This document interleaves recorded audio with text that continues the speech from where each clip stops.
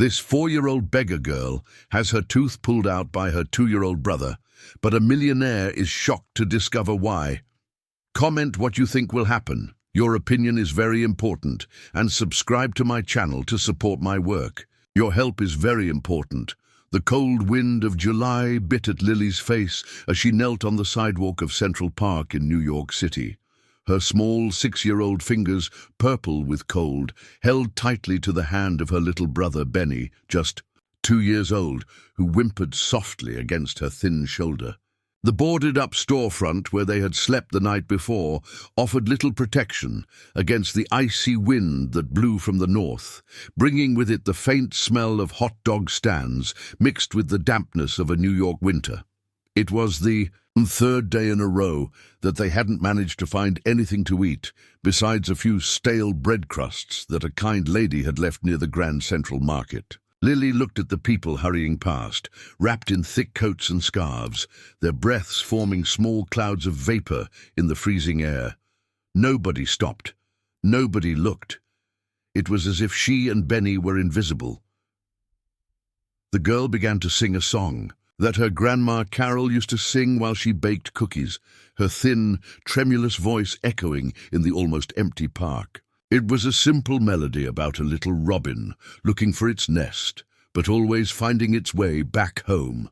Lily didn't understand why this song made her cry, but she knew that sometimes people put coins in her hand when she sang it. Benny was getting increasingly irritable. The cold, hunger and tiredness made him restless. Lily tried to calm him, whispering sweet words in his ear, but the boy started to cry louder. That was when he noticed something his sister had done a few days before. When the desperation of hunger was even greater, Lily had pulled out 2 of her own baby teeth the previous week. An older kid who hung around near the market had told her that baby teeth were worth money, that there were people who paid for them. In her innocence, Lily believed that this could be the solution to getting food for her and Benny. Blood had trickled down her chin that day, but she had saved the small teeth, hoping to find someone who would buy them. Now, seeing his sister singing with her mouth still sore from the teeth she had lost, Benny thought she was doing something wrong. In his 2-year-old mind, he figured he needed to help her in the only way he knew how. Without warning, his small hands grabbed Lily's face, and his fingers found one of his sister's front teeth. With surprising strength for his age, Benny pulled violently. Lily's scream of pain echoed through the park. Blood started to run from her mouth, staining the faded t-shirt she had been wearing for weeks red. Tears welled up in her eyes as she looked in confusion at her little brother, who held the small, bloody tooth in his hand, thinking he had done something good. People passing by stopped. Some women put their hands to their chests, horrified. An old man muttered something about street kids before quickly walking away. Lily tried to stop the bleeding with her sleeve, but she couldn't stop crying. It wasn't just the physical pain, but the despair of not being able to explain to Benny that he had hurt her. On the other side of the park, John Salisbury walked with heavy steps towards his car. The meeting at the bank had been a complete disaster. 15 years building his canning business, 3 small factories that employed dozens of families in the region, and yet the manager had denied his loan application for expansion. Inadequate. Risk profile, the man in the suit had said, without even looking John in the eye. At 52, John felt the weight of every difficult decision he had made to get where he was. Every employee laid off during the downturns, every opportunity missed for lack of capital, every relationship destroyed by his obsession with work. The divorce from Valerie still hurt, even after 8 years. She had been clear he loved his factories more than her. Lily's scream made John stop in the street. He turned and saw the scene. A small girl, too thin for her age, with blood running from her mouth, holding a baby who could barely stand. For a few seconds, John stood completely still, Something inside his chest contracted in a way he hadn't felt for years. It was as if he was seeing himself at 6 years old when his sister Lisa had left home after a terrible fight with their parents. Over their grandfather's inheritance, he had stayed alone on the porch, crying, not understanding why the people he loved simply disappeared from his life. Without consciously thinking about what he was doing, John crossed the street towards the children. Lily looked up when she saw the expensive shoes standing in front of her. A tall man, with greying hair and well-kept clothes, was slowly bending down until he was at her level. His eyes were gentle, but there was something deeply sad in them. "Hi, kiddo," said John, his voice softer than he himself expected. "What happened here?"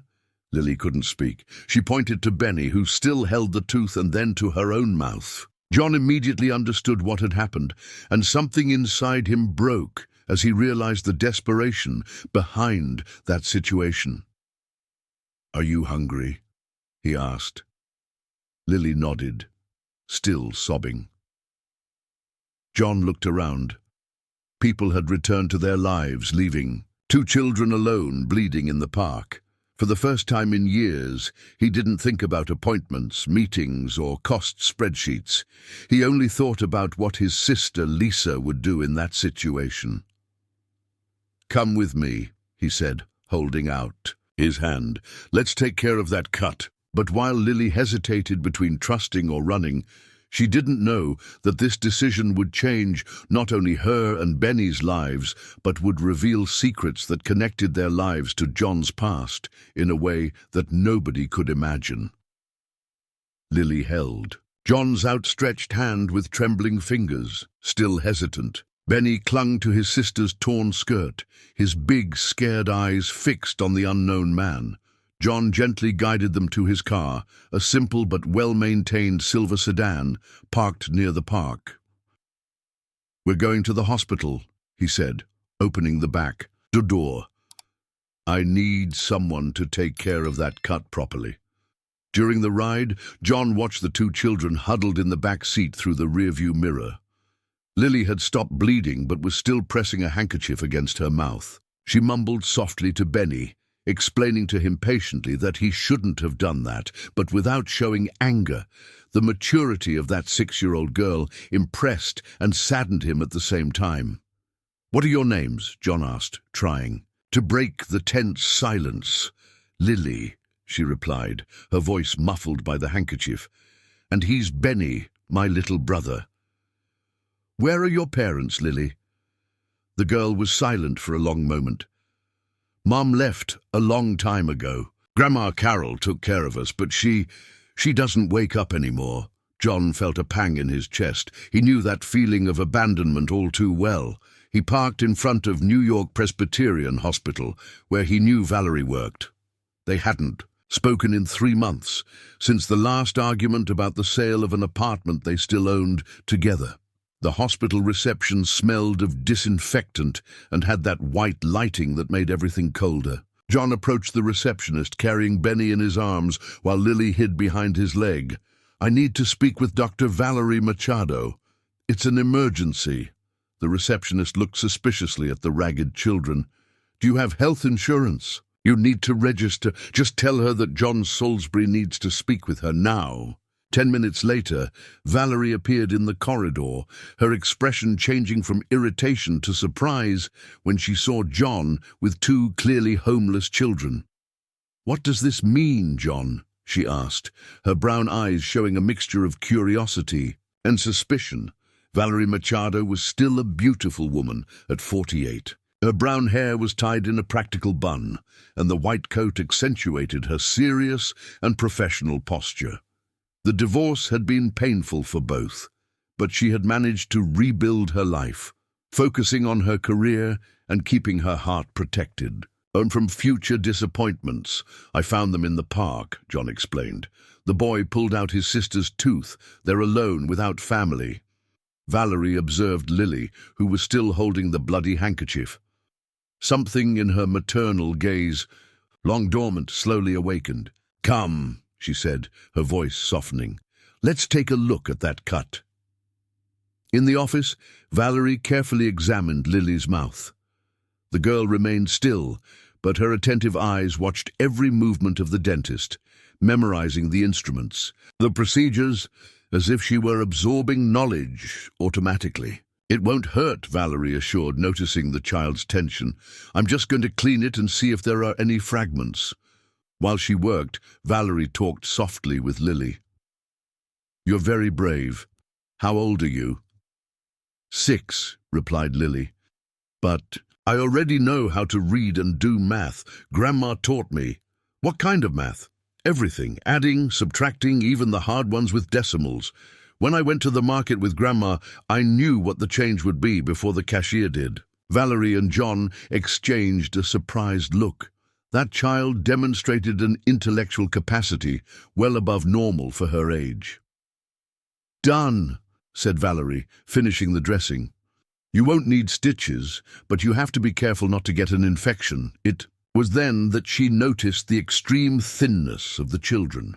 Benny could barely stand, and Lily, even trying to hide it, was trembling with weakness. "When was the last time you ate something?" she asked.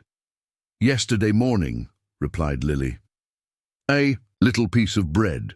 The silence that followed was heavy. Valerie looked at John, recognizing in him an expression she hadn't seen in years. It was the same determination he showed when he really cared about something. "I can't let them go back to the street," he said. "Not like this." "John, you can't just—" "I can, and I will." His voice had that firmness that Valerie remembered well from their married days. "At least until we find a better solution." Valerie hesitated. She had known John for over 15 years. She knew that when he made a decision like that, nothing would change his mind. But she also knew the risks. What about Rhonda? Is she going to accept this? John's face hardened slightly. Rhonda Foster was his girlfriend of 2 years, an ambitious 35-year-old who worked as a manager in one of his factories. She had made her opinion clear several times about wasting resources on charity. "This isn't her decision," he replied. 2 hours later, John parked in front of his house, a simple but comfortable construction in the suburbs of Westchester County. Lily and Benny had fallen asleep in the back seat after eating sandwiches at the hospital. Seeing them sleeping, John realized how exhausted they were. He carried Benny in his arms and guided Lily, still sleepy, to the front door.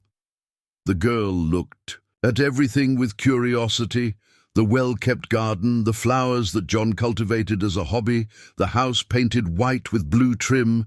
"Is this where you live?" she asked, impressed. "Yes. And for now, you're going to live here too." Lily stopped, walking. Really, for how long? The simple question hit John hard. He had no answer. He hadn't thought beyond the present moment. He just knew he couldn't abandon those children. "I don't know yet," he replied honestly. "But while you're here, you'll be safe." Inside the house, John showed the children the guest room. It was simple, with a double bed and an armchair. Lily observed everything in detail, as if she were cataloguing each object in her memory. "You'll share the bed, okay?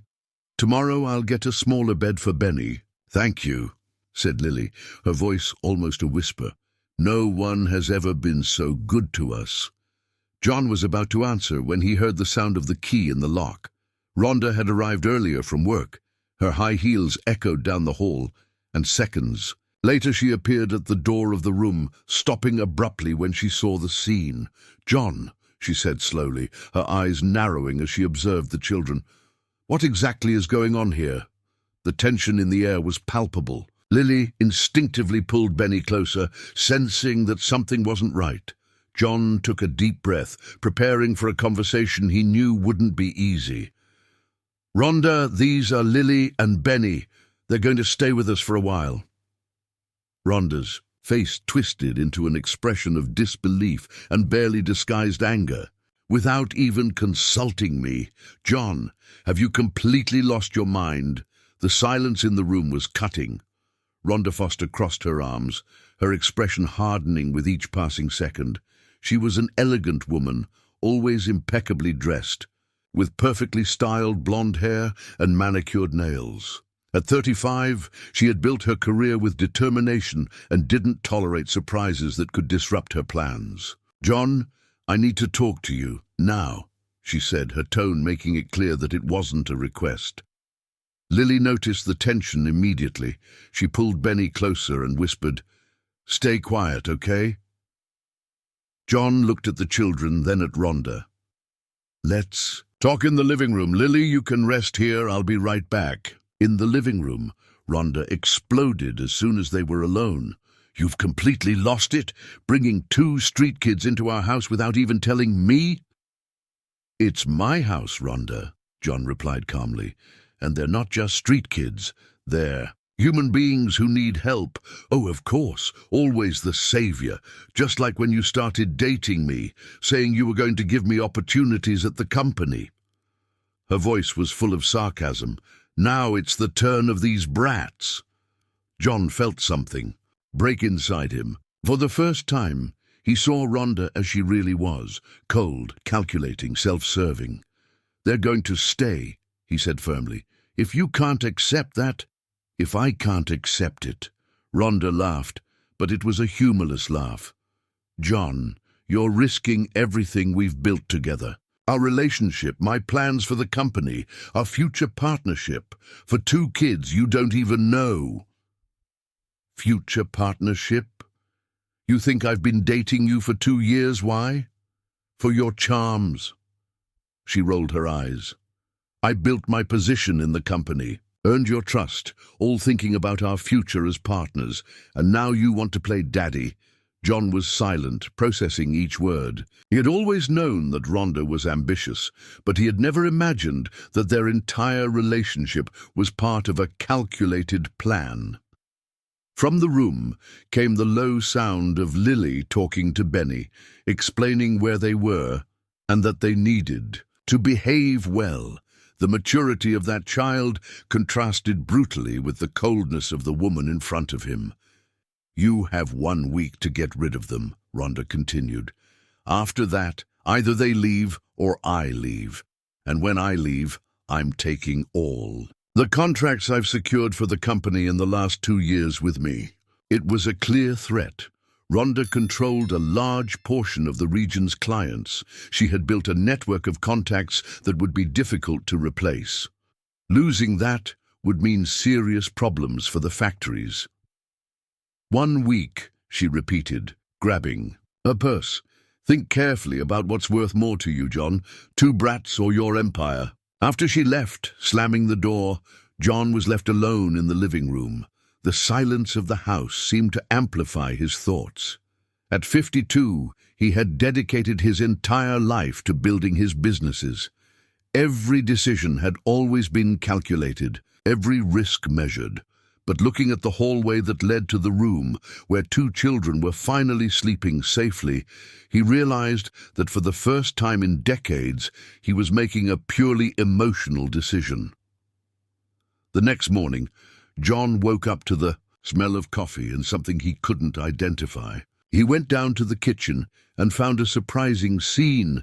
Lily was standing on a chair, stirring something in a pan, while Benny played on the floor with the flowers that had fallen from the garden overnight. "Good morning," she said, smiling. Shyly, "I made coffee. Grandma taught me." John tasted the coffee and was surprised. It was perfect, with exactly the right amount of sugar that he liked, even though he had never mentioned it. "How did you know I liked it like this?" "I watched you yesterday when you had coffee at the hospital. 3 spoons of sugar, stirred 7 times." Lily spoke as if it were the most natural thing in the world. "Grandma used to say that I remember everything I see." During breakfast, John observed the children more closely. Benny, despite being only 2 years old, showed an unusual delicacy when handling the flowers, arranging them by color and size. Lily, on the other hand, had memorized the layout of the kitchen in a single night and moved around it as if she had lived there for years. "Lily, tell me about your grandma, Carol. What was her full name?" The girl thought for a moment. "Carol Santos. She worked in a very nice house before I was born. She said she took care of an important family in the city. John felt something familiar in that name but couldn't quite place it. Carol. He had known someone with that name years ago, but the memory was hazy. Did she talk about this family a lot? Sometimes. She said she liked working there a lot, that they were good to her. But she had to leave when she got sick and couldn't work properly anymore. At that moment, the phone rang. It was Valerie. "John, do you have a few minutes? I need to talk about the children." An hour later, Valerie arrived at the house. She had brought children's clothes and some toys. Lily greeted her with a genuine smile, while Benny hid behind his sister. "How was the first night?" Valerie asked. "Better than I expected," John replied. But Rhonda didn't react well. Valerie didn't seem surprised. "I imagined. And what do you intend to do?" "I don't know yet. She gave me a week to get rid of them." "And will you?" John looked at the garden, where Lily had put Benny to play while she organized the flowers he had collected. The girl's concentration was impressive. She seemed to be creating some kind of complex pattern with the petals. "I can't," he admitted. "Valerie, there's something about these children. Lily is brilliant in a way I've never seen. And Benny, he has a special sensitivity." Valerie approached the window to observe the children. "You know this is going to complicate your life enormously, right? Legally, you have no rights over them. If any relatives show up, or if Child Protective Services decides it's not appropriate, I know the risks. And even so. John turned to her. "Valerie, they remind me of us when we were kids. Us trying to take care of each other. When the adults failed." It was the first time in years that John had mentioned their childhood. Valerie felt a pang in her chest. Memories of when they met, still teenagers, both carrying their own family wounds. "I need to tell you something," she said. "Yesterday, after you left, I got curious about their story. I made some calls to colleagues who work in social services." John stared at her, worried. "John, Carol Santos worked for your family for over 20 years. She took care of your parents' house until a few years before they passed." John's world stopped. Memories began to flood back like an avalanche. A caring woman who always had a sweet treat for him, who comforted him when his parents argued, who sang the same songs that Lily sang in the park. It means that maybe it wasn't a coincidence that you found these children, Valerie finished. And it also means that the situation is more complicated than we imagined. From the garden came the voice of Lily singing softly to Benny. It was the same melody that John remembered hearing decades ago in the voice of a woman who had been more of a mother to him than his own mother. The following days brought an unexpected routine to John's house. Lily woke up early, prepared coffee with impressive precision, and took care of Benny like a little mother. John watched, fascinated, as she memorized every detail of the house, where the utensils were, what time he arrived from work, even his food preferences, which she deduced just by observing. "Mr. John," said Lily one morning, while organizing the flowers that Benny had collected in the garden, "can I ask you something?" "Of course, Lily, and you can just call me John." "Did you know my Grandma Carol?" John almost dropped his coffee cup. He had spent 3 sleepless nights, rummaging through childhood memories. He vaguely remembered a caring woman who worked at home, but the faces blurred with so many other painful memories from that time. "Maybe," he responded carefully. "What was she like?" "Short, white hair, always smelling of coconut cake." Lily's eyes sparkled with the memory. "She said that one day she was going to take me to meet the family where she worked, that they were good people, but she never made it." Benny approached, offering a yellow daisy to John. The boy had developed the habit of giving him flowers every morning, always choosing different colors. That day he had arranged all the petals by tone, creating a perfect gradient in the living room vase. He's special with plants, commented John, observing the boy's meticulous work. Grandma used to say that he had a green thumb, that any seed he touched would grow beautiful. Lily smiled sadly. She planted a small garden in the back of our yard just for him to play in. John felt a pang in his chest. These children had lost not only a caregiver but a grandmother who clearly loved them deeply. That afternoon, Valerie appeared with more clothes and a worried expression. She found John in the office, working from home for the first time in years. "How are they adapting?" she asked. "Surprisingly well. Lily is extraordinary, Valerie. She memorizes entire recipes just by seeing them once. Yesterday I was reviewing factory spreadsheets, and she started pointing out errors in the calculations. Errors that even I hadn't noticed. She did the calculations in her head, and they were all correct." John shook his head, impressed. "And Benny has a sensitivity with plants that I've never seen. He's already revived 3 seedlings that were dying in the garden." Valerie sat down at the table. "John, I need to tell you what I found out about Carol." "What? She didn't just work for your family. She practically raised you and your sister Lisa when your parents traveled for business. I talked to Mrs. Davis, the old neighbor of your family. She remembers Carol as a second mother to you." John closed his eyes, letting the memories return. Fragmented images began to form: a woman singing in the garden, the smell of cake in the kitchen, warm hands that comforted him when he had nightmares. "There's more," Valerie continued. "Carol left your parents' house a few months before their accident. Mrs. Davis said she was very worried about something. She talked about important documents she had found." "What kind of documents?" "I don't know, but she commented to the neighbor that she had kept important things for the Salisbury children somewhere safe." Before John could respond, they heard an argument coming from the living room. It was Rhonda, who had arrived unannounced. "Where are those little brats?" Her voice echoed through the hall. John and Valerie rushed to the living room, where they found Rhonda trying to grab Benny, who had hidden behind the sofa. Lily was standing in front of her brother, arms open in protection, her small eyes full of determination. "Leave him alone," Lily shouted. "Get out of the way, you little urchin. I need to talk to your new daddy." Rhonda growled, trying to push the girl aside. "Rhonda!" John stepped forward, his voice full of anger. "What are you doing?"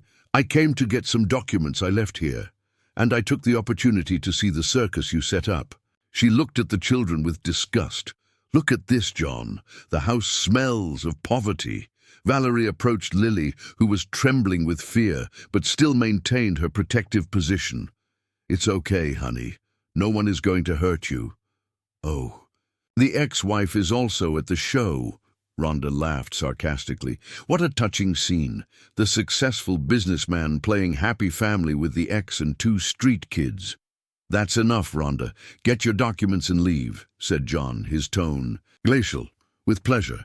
But before, I think you should know that I spread some information around the neighborhood about the unsuitability of a single man taking care of abandoned children. Some people are worried." John felt his blood run cold. "What did you do?" "I just shared my legitimate concerns with influential people in the city. Dr. Peterson from Child Protective Services is my cousin. He became very interested in the case. It was a clear threat. Rhonda was using her contacts to create legal problems for John." "Why are you doing this?" Valerie asked. "Because he's ruining everything we built together because of these things." Rhonda pointed to the children as if they were objects.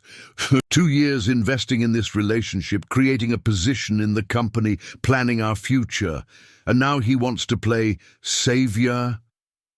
Lily, who had listened to everything in silence, took a step forward. Her voice was small, but firm. "You don't like us, like," Rhonda laughed. "Child, I don't like anything that gets in the way of my plans. And you're a big delay. Then why don't you go away and leave us alone? The simplicity of the question left everyone in silence. Rhonda looked at the 6-year-old girl who faced her without fear, and for a moment seemed disconcerted, because "This man owes me a lot," she finally replied, "and I'm going to collect every penny I invested in him." After Rhonda left, taking her documents and her threats, John sat heavily on the sofa. Lily approached timidly and placed her small hand on his arm. "John, we can leave if this is going to cause problems for you." He looked at that child who, even in the midst of fear, thought first of his well-being.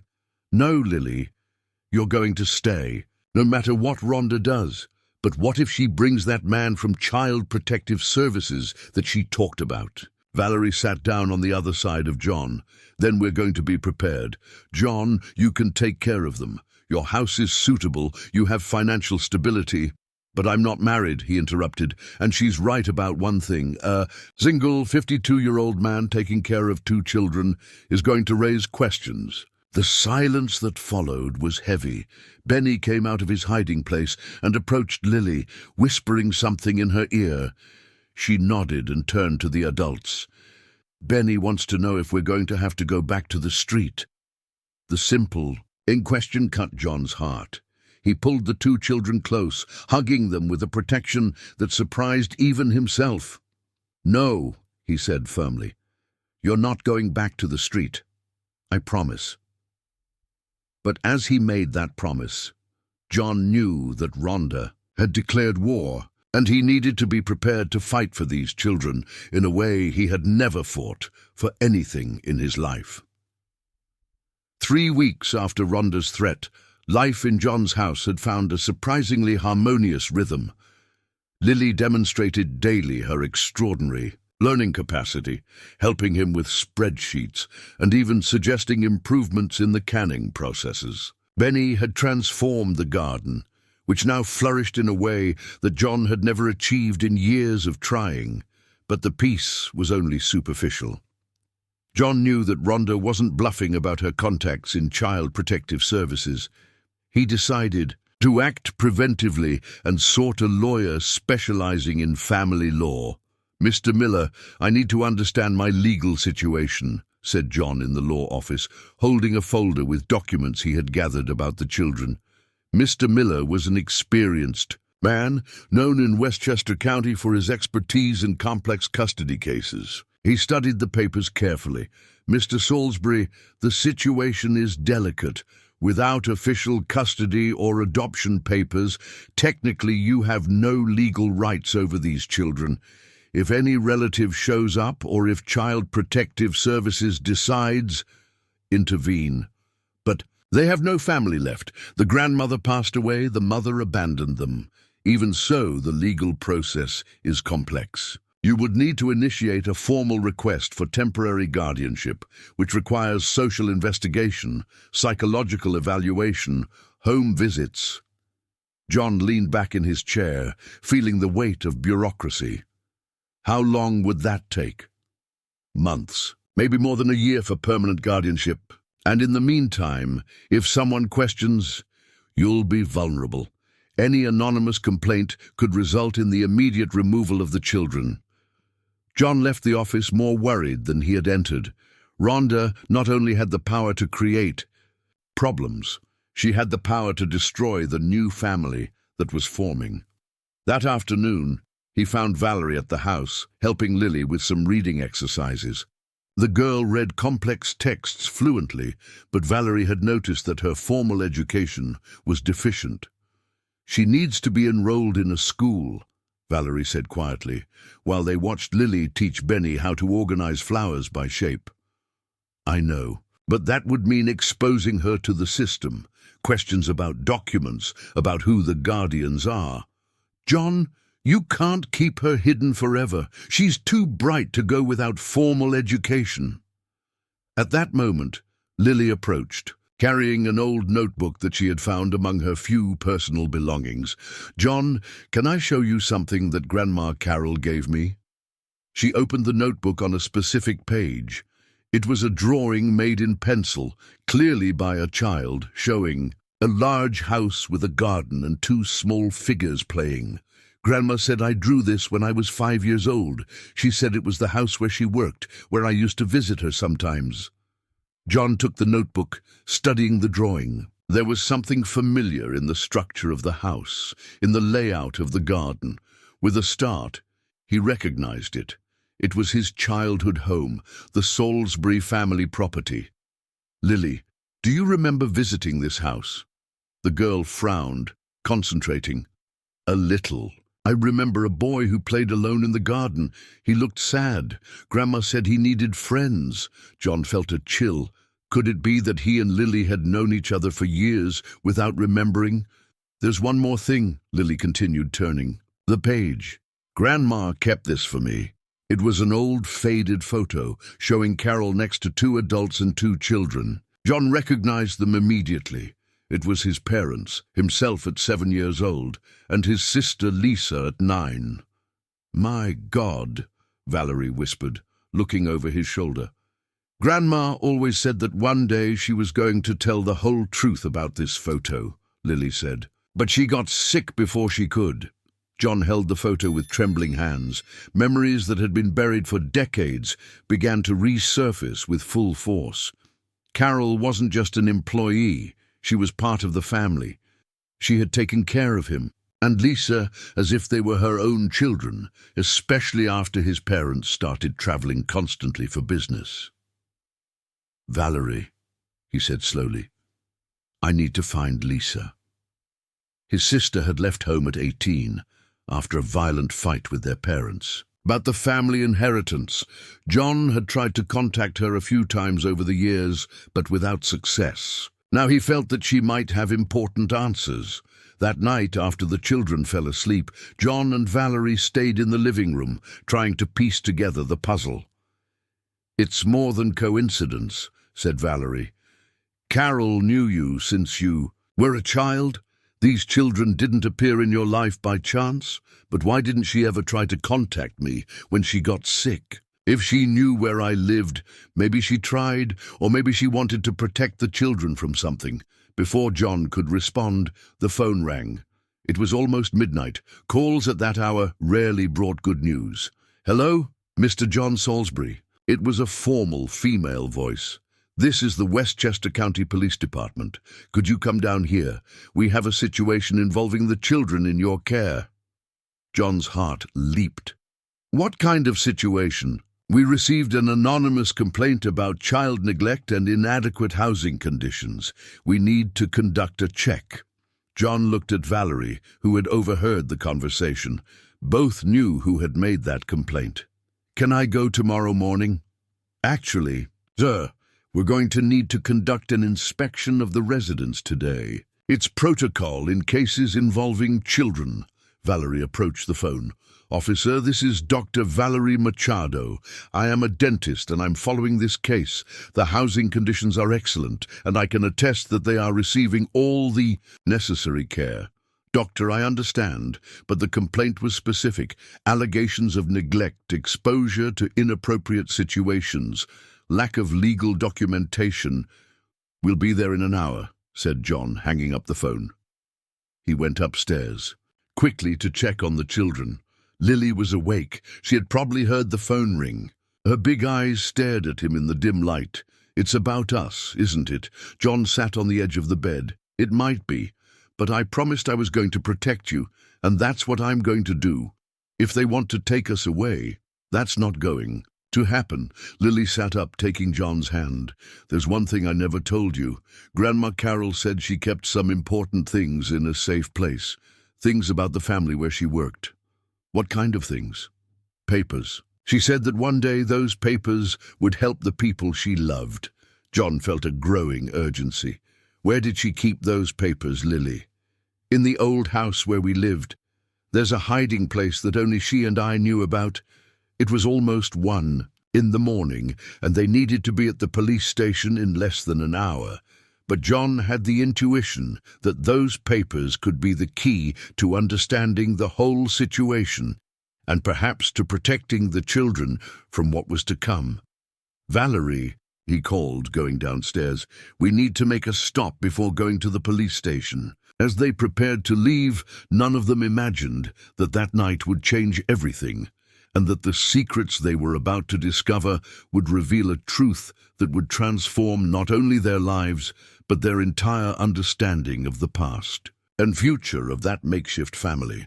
The house where Lily and Benny lived with Carol was located in a simple neighborhood with narrow streets and old buildings. It was a small wooden residence with peeling paint and a garden overgrown with weeds. John parked in front, his heart aching as he imagined two small children living there alone after the departure of their grandmother. "It's here," said Lily, quietly, pointing to a side window. "The hiding place is in Grandma's room." The front door was locked, but Lily knew a back entrance. Valerie carried a flashlight as the power had been cut off months ago. The house smelled of moisture and abandonment, but still held vestiges of the life that had existed there. A wood stove, some old pots, yellowed photographs on the walls. "This way," Lily guided them to a small room in the back. She went directly to an old dresser and with precise movements removed the bottom drawer completely. "Grandma showed me this when she got very sick. She said that if anything happened to her, I should come and get it." Behind the drawer space was a disguised opening in the wood. Lily reached in her small hand and pulled out a yellowed envelope, thick, sealed with red wax. John took the envelope with trembling hands. His breath caught when he saw what was written on the front in Carol's careful handwriting. "For John Salisbury, with love and truth." "She knew," Valerie whispered. "Carol knew that you were going to find the children." Carefully, John opened the envelope. Inside were old documents, a long handwritten letter, and some photographs. The first page of the letter made his world. "Stop. My dear John, if you are reading this, it means that I have managed to fulfill my last promise. I took care of Lily and Benny as I took care of you and Lisa. But now I need you to know the whole truth about our family." John continued reading, his voice trembling as he read aloud to Valerie. "Lisa didn't leave home just because of the fight over inheritance. She discovered that your parents were diverting money from family businesses to accounts abroad. When she threatened to report them, they kicked her out and invented the story of the fight over inheritance to protect the family's reputation." "My God," murmured Valerie. "There's more," continued John. "I helped Lisa gather the evidence before she left. I kept everything here, waiting for the right day to reveal it. The documents prove that there is a legitimate inheritance that belongs to you and your sister. Properties and investments that your parents hid before they passed." John leafed through the documents. They were property deeds, old bank statements, investment contracts. His family was much richer than he had ever imagined, and finally, his voice choked as he continued reading, "Lily and Benny are not just my beloved grandchildren. Lucy, their mother, is Lisa's daughter. Your sister returned to Westchester County 7 years ago, pregnant and sick, asking me to take care of the children while she sought medical treatment. She passed away in the hospital 6 months ago, on the same day that I received the diagnosis of my own illness. The silence in the abandoned house was absolute. John needed to lean against the wall to avoid falling. "That means that," began Valerie. "That Lily and Benny are my great-nieces," completed John, tears streaming down his face. "They're blood relatives." Lily, who had listened to everything in silence, approached. "Grandma always said that you were special, that one day you were going to take care of us. She taught me your name, showed me your house from afar, told me about your work. Uti, that's why you were always in that park," John realized. "You knew who I was. Grandma said that when she wasn't here anymore, I should stay in that place every day, singing the song she taught me, that you were going to recognize me and help us." The revelation was overwhelming. Carol had orchestrated everything, using Lily's extraordinary memory and Benny's natural affection to ensure that they found John when she could no longer care for them. Valerie checked the time. "John, we need to go to the police station. But with these documents, I have legal rights over them," said John, his voice gaining strength. "They're my great nieces. I have the legal responsibility to care for them." At the police station, they found Rhonda waiting along with a man who identified himself as Dr. Patterson from Child Protective Services. She smiled with satisfaction when she saw them enter. "John, I hope you enjoyed your last hours with the children," she said falsely. "Actually, Rhonda, I have a few things to clarify," replied John calmly, handing the documents to the officer. During the next hour, while the authorities examined the papers, Rhonda's expression changed from confidence to disbelief, and finally, to despair. The documents proved not only the kinship, but also revealed a substantial inheritance that would completely change John's financial situation. "This changes everything," said Dr. Patterson. "With these kinship documents and the adequate living conditions, there is no reason to question the guardianship." Rhonda tried one last card. "But they were abandoned. He picked them up from the street." "They were temporarily lost," corrected John, "and now they are where they always should have been, at home with family." Leaving the police station at dawn, John carried Benny in his arms while Lily held his hand. Valerie walked alongside, watching the scene with a smile she couldn't hide. "What now?" she asked. "Now we're going home," John replied. "Our home." 6 months later, life had found a new balance. John used part of the discovered inheritance to expand his factories, creating an educational fund for employees' children. Lily was enrolled in a special school for gifted children, where she flourished intellectually. Benny had transformed the house garden into a small botanical paradise.